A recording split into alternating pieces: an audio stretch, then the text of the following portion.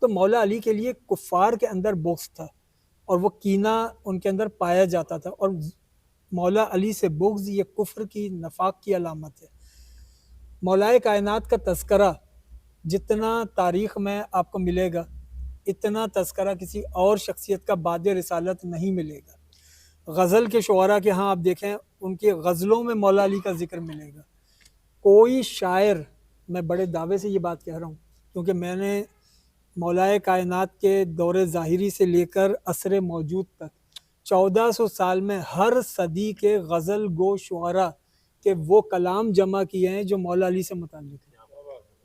تو اس لیے میں پورے وثوق سے یہ بات کہہ رہا ہوں کہ کوئی غزل کا شاعر ایسا نہیں ہے جس نے مولا علی کا تذکرہ نہ کیا ہو۔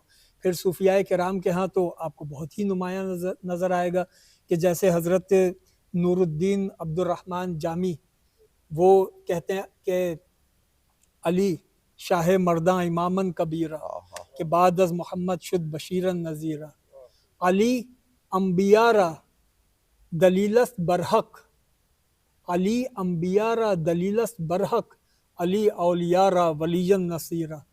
تو اسی طریقے سے اب مولانا جامی کے علاوہ اگر آپ دیکھیں تو پھر حضرت شاہ رکن عالم کے ہاں وہی مضمون ملے گا جو آپ کے سوال میں ہے کہ ذکر علی سے لوگ سمجھتے ہیں شاید یہ رافضی ہو گیا، تو شاہ رکن عالم کے دور میں بھی ایسے لوگ موجود تھے۔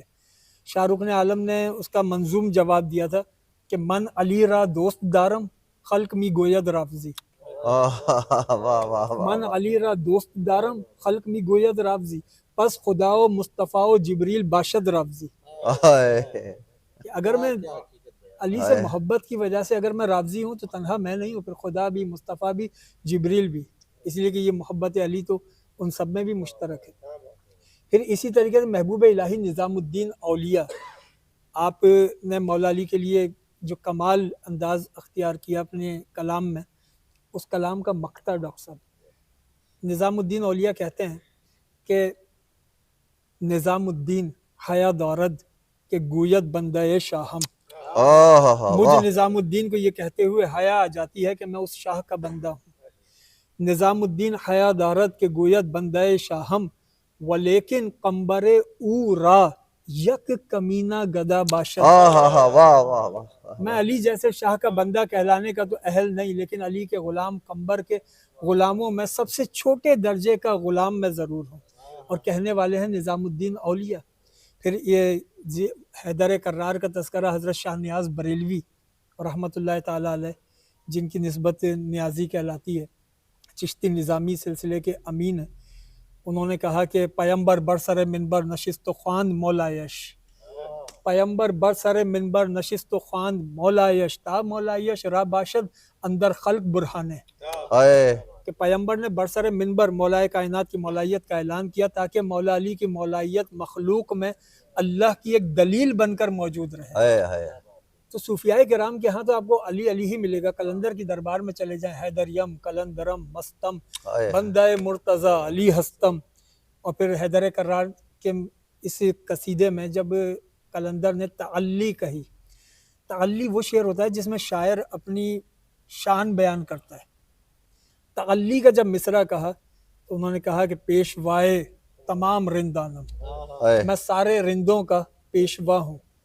اگلے ہی لمحے دھیان گیا مولا علی کی طرف، تو تعلی سے مضمون کیسے منقبت کی طرف گیا یہ دیکھیے، پیشوائے تمام رندانم کہ سگے کوئے شیر یزدانم، میں تمام رندوں کا تو پیشوا ہوں لیکن اے علی تیری گلی کا میں ایک سگ ہوں۔ شاہ عبداللطیف بھٹائی کہا کرتے تھے کہ اے قلندر تیری گلی کے سگ، اے علی تیری گلی کے سگ اگر قلندر جیسے ہیں تو ہماری معراج یہ ہم سیون کے سگ بن جائیں۔ اور پھر علامہ اقبال تو وہ ہیں کہ جن پر سبھی ان کے اشعار کو کوٹ کرتے ہیں۔ علامہ اقبال نے جو ذکر علی کیا ہے، جس انداز سے کیا ہے، وہ اپنی مثال آپ ہے۔ علامہ اقبال کے باقی اشعار تو لوگ عموماً سنتے رہتے ہیں، میں وہ ایک خاص قصیدے کے اشعار پیش کروں۔ سپاس نامہ، سپاس نامہ ہوتا ہے کسی مہمان کے حضور اپنی تہنیت پیش کرنے کے لیے۔ علامہ اقبال کہتے ہیں کہ میں اگر مولا علی کے حضور کھڑا ہوں تو میں اپنے علی سے کیا بات کروں گا؟ اگر علی میرے سامنے ہو میں علی سے کیا بات کروں گا؟ اب علامہ اقبال نے وہ کلام کہا فارسی میں، کیونکہ اقبال سمجھدار تھے، اردو میں کہتے تو سب سمجھ لیتے. تو مولا علی کا معاملہ تھا اور اقبال نے حکمت کا مظاہرہ کر کے اس کو فارسی میں کہا. لیکن فارسی اتنی آسان ہے کہ اس کے ترجمے کی ضرورت نہیں پڑے گی. اقبال نے کہا اے محو ثنائے تو زبان ہا، اے یوسف کاروان جان ہا، اے باب مدینہ محبت، اے نوح سفینہ محبت، اے ماہی نقش باطل من، اے فاتح خیبر دل من، اے سر خط وجوب و امکان. اب یہ حضرت آپ کا خاص موضوع، اے سر خط وجوب و امکان، تفسیر تو سورہ ہائے قرآن، اے واجب اور ممکن کے درمیان راز سربستہ علی. لوگ کہتے ہیں کہ آپ کی تفسیر قرآن. اقبال نے دوسری بات کہی، تفسیر تو سورہ ہائے قرآن، اے علی تیری تفسیر قرآن ہے. اے مذہب عشق را نمازے، اے سینہ تو امین رازے، اے سر تو وصف محمد، اے وصف تو مدحت محمد، ہر کے در آفاق گردد بوتراب، باز گردانن ز مغرب آفتاب. آگاہ ز ہستی و عدم ساخت، بت خانہ عقل را حرم ساخت. جب یہ قصیدہ لکھا علامہ اقبال نے تو سب سے پہلے سنایا مولانا ظفر علی خان کو. تو مولانا ظفر علی خان نے پورا قصیدہ سنا اور کہنے لگے اقبال سے کہ کلام تو بہت اچھا ہے، تھوڑا سا بڑھا دیا. یہ ایک مینٹلٹی ہے.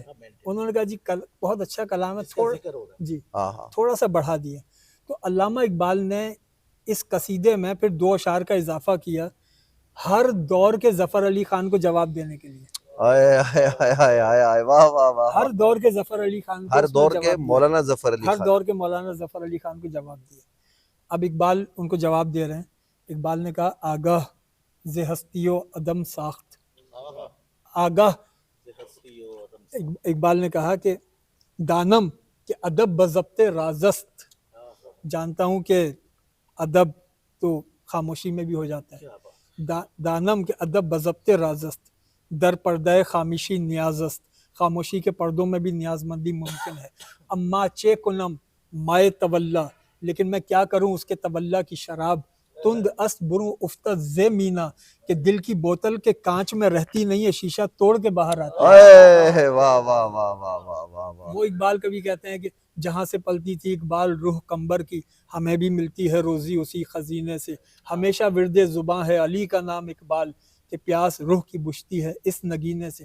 کوئی شاعر ایسا نہیں ہے جس نے، غالب نے کہا کہ مشغول حق ہوں بندگی بوت، ندیم غالب ندیم دوست سے آتی ہے بوئے دوست، مشغول حق ہوں بندگی بوتراب میں. تو حیدر کرار کا ذکر اہل علم کے ہاں رہا ہے، اہل دانش کے ہاں رہا ہے، اور حیدر کرار کا تذکرہ ممکن ہی نہیں ہے کہ اہل علم و حکمت کے ہاں نہ ہو. یہی وجہ ہے کہ جہاں حیدر کرار کا ذکر نہیں ہے وہاں نہ علم ہے نہ حکمت ہے. واہ واہ، سبحان اللہ. قبلہ آپ نے تو آج روح کو غذا عطا کر دی کہ کیا آپ نے جملے کہے کہ ان کی کوئی قیمت نہیں ہے، یہ انمول ہیں. ناظرین، آپ نے سنا ہے